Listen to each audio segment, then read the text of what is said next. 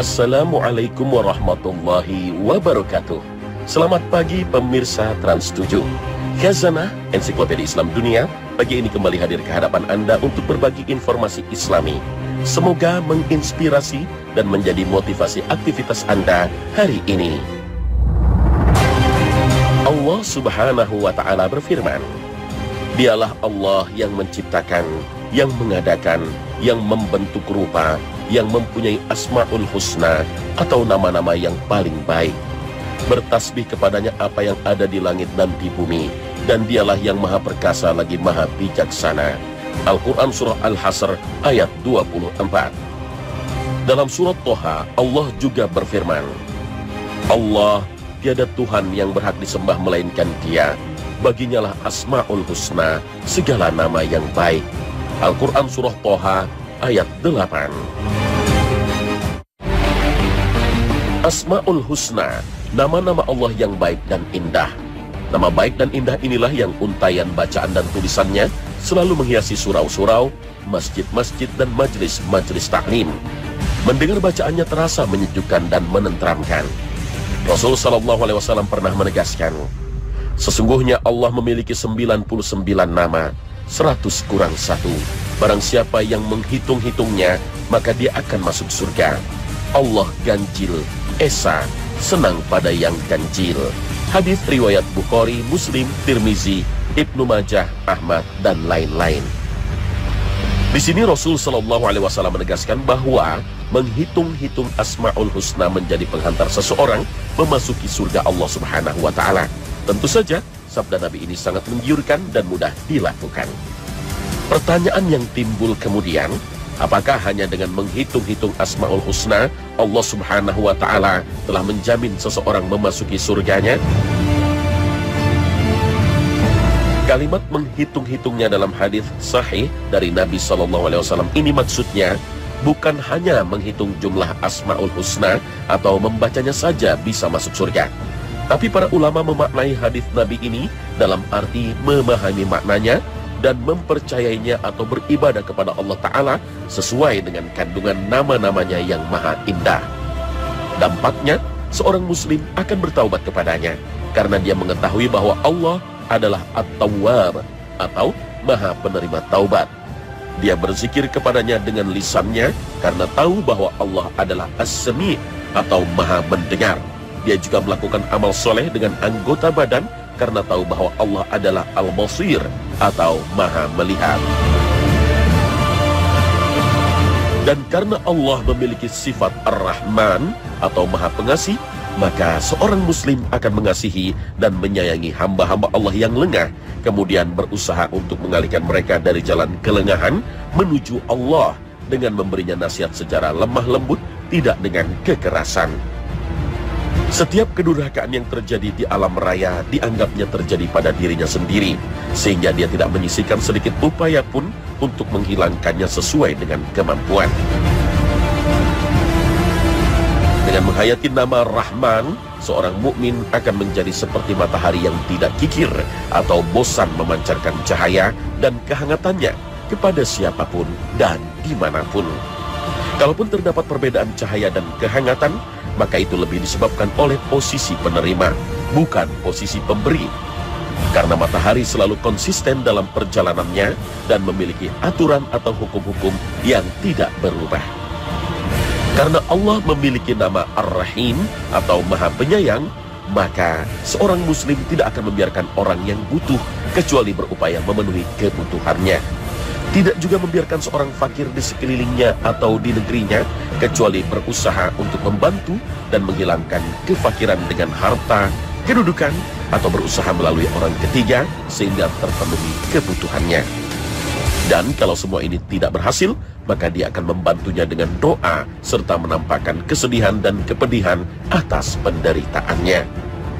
Dan karena Allah memiliki nama As-Salam yang berarti keselamatan dan keterhindaran dari segala sifat tercela, maka seorang muslim akan menjauhkan hatinya dari segala aib dan kekurangan. Dia akan menjauhkannya dari sifat dengki, hasud, serta kehendak untuk berbuat jahat. Barang siapa hatinya selamat dari hal-hal tersebut, maka akan selamat pula anggota badannya dari segala kejahatan, sehingga akan menghadap Allah dengan qalbun salim, hati yang selamat. Banyak orang yang sekedar membaca Asmaul Husna satu persatu disertai dengan mengagungkannya. Ada juga yang mempercayai kandungan makna-maknanya, ada juga yang menghafal, memaknai maknanya, dan mengamalkan kandungannya. Semua itu dapat ditampung dalam maksud dari kalimat Nabi SAW, menghitung-hitungnya. Dan mereka semua insya Allah dapat memperoleh curahan rahmat ilahi.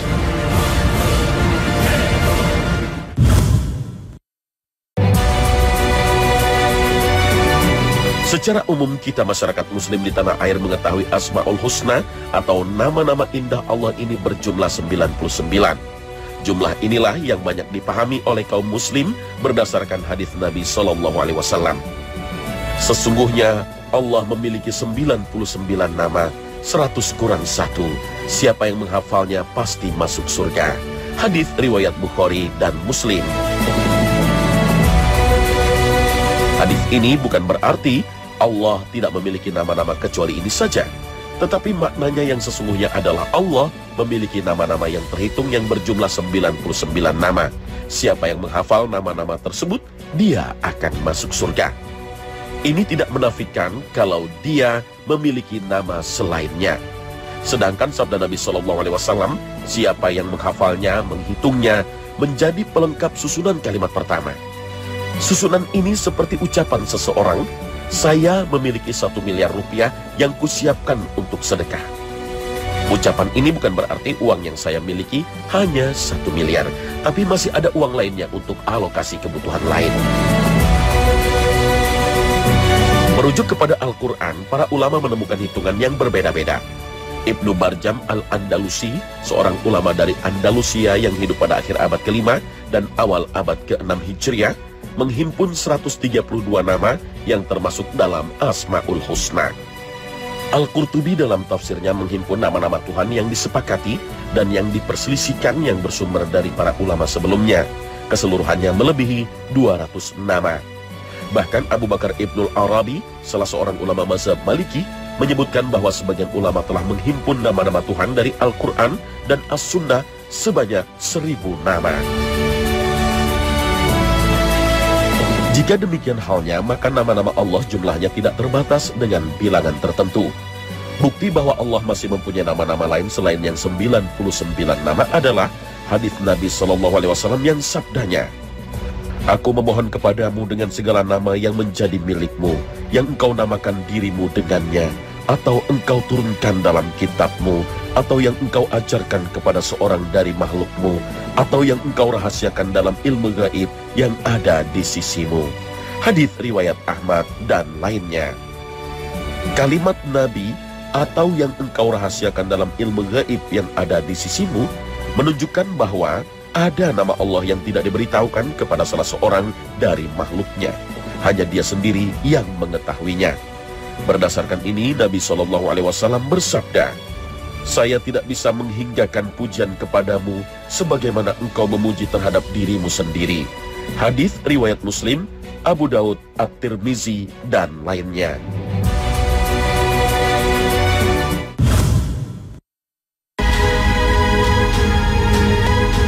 Pemirsa Khazanah, Asmaul Husna, nama yang baik dan indah Allah Subhanahu wa Ta'ala sangat dianjurkan untuk sarana doa, yaitu dengan memanggil Allah dengan nama-nama terindah itu.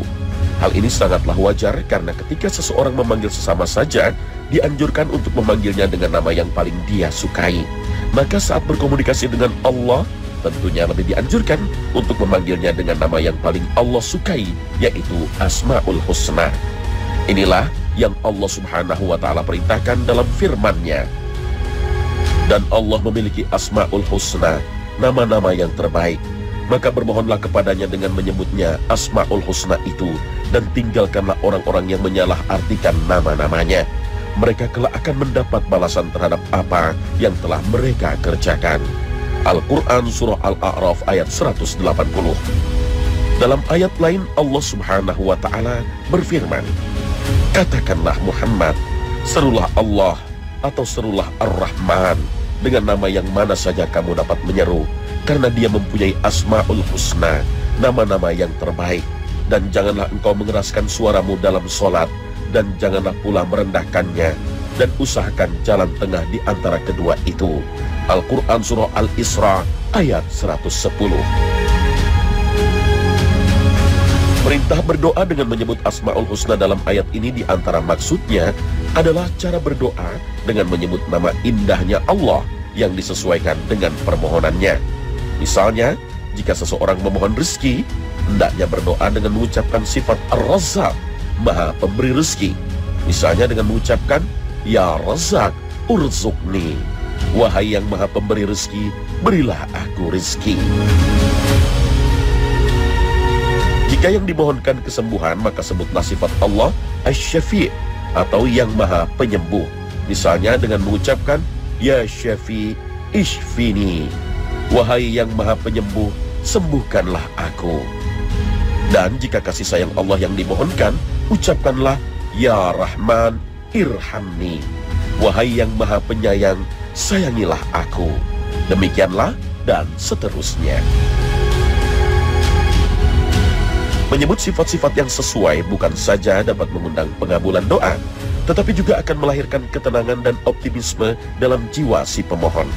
Karena permohonan itu lahir dari keyakinan bahwa ia bermohon kepada Tuhan yang memiliki apa yang dimohonkannya itu. Di dalam berdoa dengan nama-nama Allah, seseorang hendaknya menyadari dua hal pokok. Pertama, kebesaran dan keagungan Allah, dan kedua, kelemahan diri dan kebutuhan kepadanya. Disinilah letak keberhasilan doa.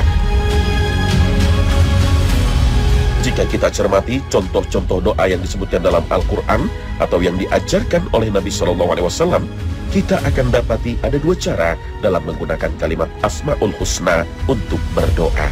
Pertama, menyebut Asma'ul Husna di awal kalimat. Misalnya, Ya Hayyu atau yang Maha Hidup, Ya Qayyum atau yang terus-menerus mengurusi makhluk, dengan rahmatmu aku memohon pertolongan.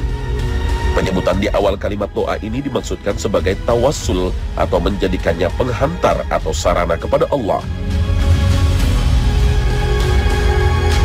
Sedangkan cara kedua adalah dengan menyebutnya di penghujung doa sebagai penutup. Misalnya, Ya Allah, anugerahkan kepada kami rezeki yang halal dan cukup. Sesungguhnya Engkau adalah Ar-Razzaq, Maha Pemberi rezeki. Atau misalnya, Ya Allah, ampuni dan rahmati aku. Sesungguhnya Engkau Al-Ghafurur Ar-Rahim, Maha Pengampun lagi Maha Penyayang. Contoh lainnya seperti firman Allah, Ya Tuhan kami, janganlah Engkau jadikan hati kami condong kepada kesesatan sesudah Engkau beri petunjuk kepada kami, dan karuniakanlah kepada kami rahmat dari sisi Engkau, karena sesungguhnya Engkaulah Al-Wahhab, Maha Pemberi karunia. Al-Quran Surah Ali Imran ayat 8. Cara yang sama seperti doa yang diajarkan Nabi SAW kepada Abu Bakar Siddiq radhiyallahu anhu yang berbunyi, Ya Allah, sesungguhnya aku telah menzalimi diriku sendiri dengan kezaliman yang banyak. Tidak ada yang bisa mengampuni dosa-dosa kecuali Engkau. Maka ampunilah aku dengan ampunan dari sisimu dan rahmati aku. Sesungguhnya Engkau Al-Ghafur, Maha Pengampun, dan Ar-Rahim, Maha Penyayang. Hadits riwayat Bukhari, Muslim. Cara lain untuk menyebut Asma'ul Husna tertentu yang sesuai dengan hajatnya dalam berdoa dengan menyebut nama Allah secara umum, seperti yang pernah dipanjatkan oleh Nabi SAW. Ya Allah, sesungguhnya aku adalah hamba-Mu, anak hamba laki-lakimu, dan anak hamba perempuanmu. Ubun-ubunku berada di tangan-Mu, hukum-Mu berlaku pada diriku, ketetapan-Mu adil atas diriku. Aku memohon kepadamu dengan segala nama yang menjadi milik-Mu, yang Engkau namakan dirimu dengannya, atau Engkau turunkan dalam kitab-Mu, atau yang Engkau ajarkan kepada seseorang dari makhluk-Mu, atau yang Engkau rahasiakan dalam ilmu gaib yang ada di sisi-Mu, agar Engkau jadikan Al-Quran sebagai penyejuk hatiku, cahaya bagi dadaku, dan pelipur kesedihanku, serta pelenyap kegelisahanku. Hadits riwayat Ahmad dan lainnya.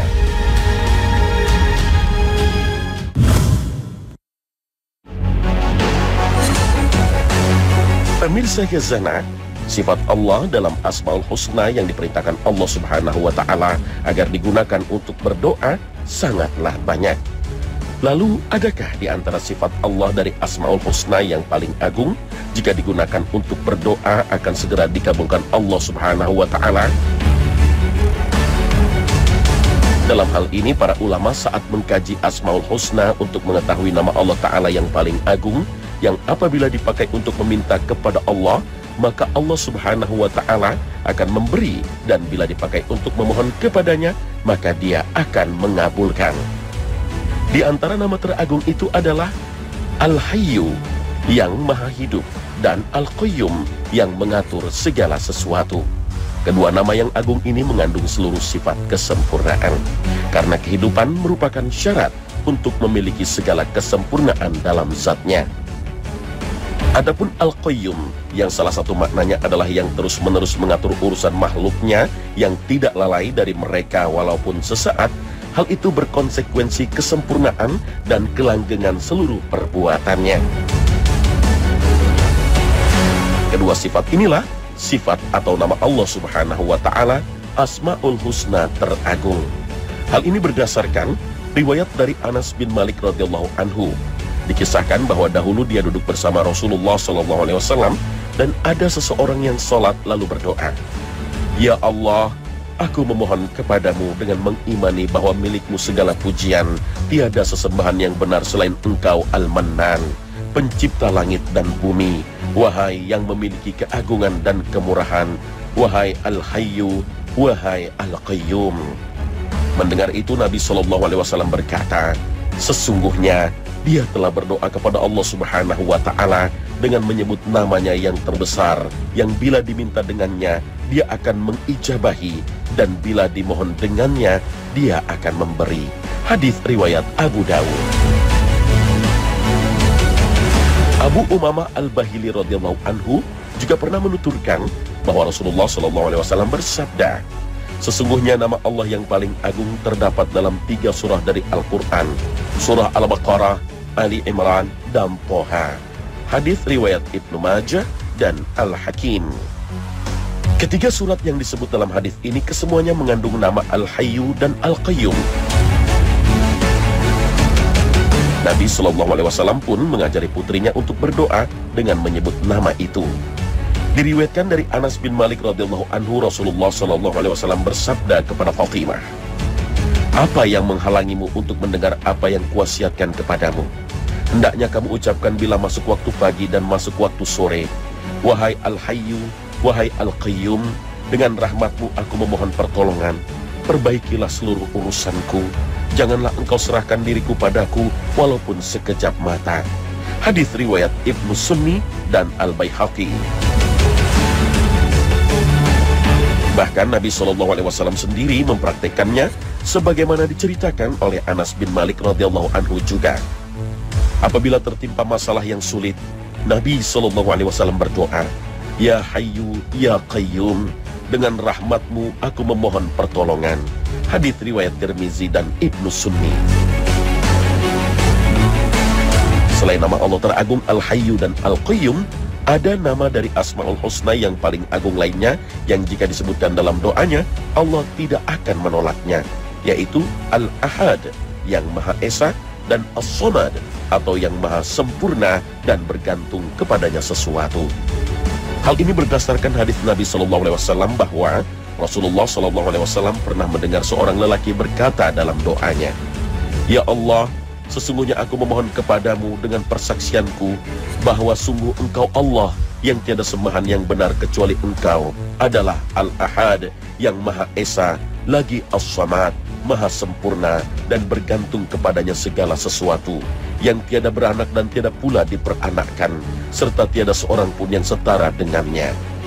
Maka Rasulullah SAW bersabda, "Sungguh dia telah memohon kepada Allah dengan namanya yang paling agung, yang jika seseorang meminta kepadanya dengan nama tersebut, maka Allah akan memenuhi permintaannya.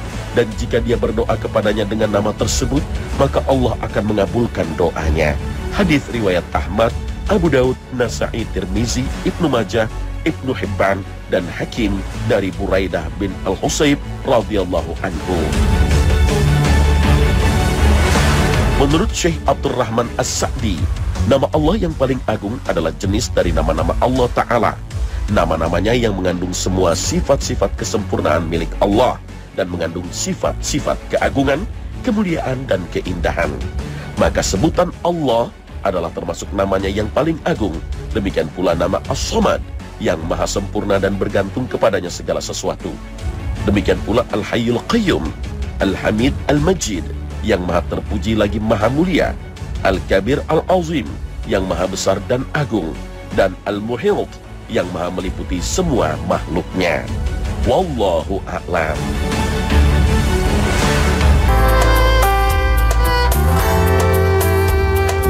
Pemirsa Khazanah, Allah berfirman, hanya milik Allah lah Asmaul Husna, nama-nama terindah. Maka berdoalah kepadanya dengan nama-nama itu, dan tinggalkanlah orang-orang yang menyimpang dari kebenaran dalam menyebut dan memahami nama-namanya. Nanti mereka akan mendapat balasan terhadap apa yang telah mereka lakukan. Al-Quran Surah Al-A'raf ayat 180. Nabi SAW bersabda, sesungguhnya Allah memiliki 99 nama, 100 kurang 1. Siapa yang ahsoha, mengetahui, menghitung, memeliharanya, maka dia masuk surga. Allah ganjil esa, senang pada bilangan ganjil. Hadits riwayat Bukhari, Muslim, At-Tirmizi, Ibnu Majah, Ahmad, dan lain-lain. Pemirsa Khazanah, sampai di sini perjumpaan kita hari ini. Semoga memberi pencerahan dan inspirasi bagi Anda. Terima kasih atas perhatian Anda. Wassalamualaikum warahmatullahi wabarakatuh.